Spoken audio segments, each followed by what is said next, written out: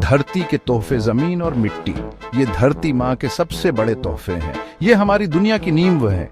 जैसा हम जानते हैं, जिंदगी इन्हीं पर टिकी है। जमीन के बिना हमारे पास रहने को जगह नहीं होगी, मिट्टी के बिना हमारे पास खाने को कुछ नहीं होगा। जमीन हमें रहने, काम करने और खेलने की जगह देती है। ये हमें जंगल, पहाड़ और रेगिस्तान देती है। मिट्टी धरती की पतली सी परत है जो ज्यादातर जमीन को ढकती है। ये उन जीवों से भरी है जो पौधों को बढ़ने में मदद करते हैं। मिट्टी कई सालों में बनती है। चट्टानें टूटकर छोटे छोटे कणों में बदल जाती हैं। मरे हुए पेड़ पौधे और जानवर सड़ते हैं और मिट्टी को उपजाऊ बनाते हैं। यह प्रक्रिया धीमी और नाजुक है। हमें अपनी जमीन और मिट्टी की रक्षा करनी चाहिए। ये हमारे जीवन के लिए जरूरी है। अगले भागों में हम इन अनमोल संसाधनों के बारे में और जानेंगे। मिट्टी हमारे इकोसिस्टम में बहुत इंपॉर्टेंट रोल प्ले करती है। ये अरबों जीवों का घर है।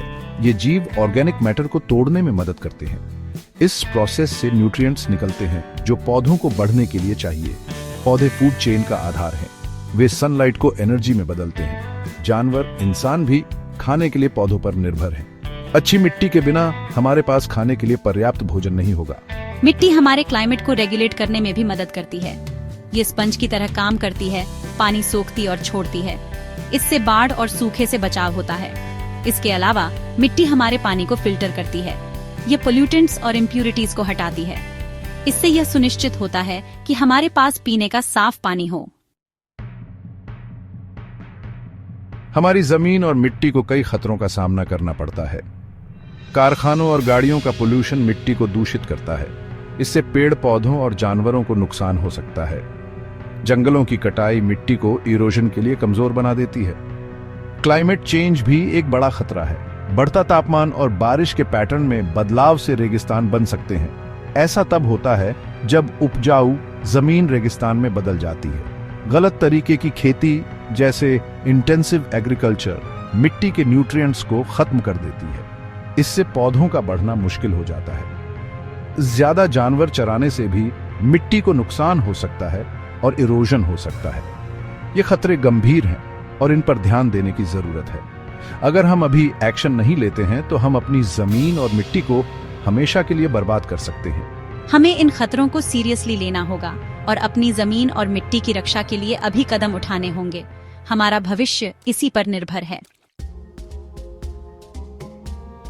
हम सभी अपनी जमीन और मिट्टी की रक्षा के लिए अपना योगदान दे सकते हैं।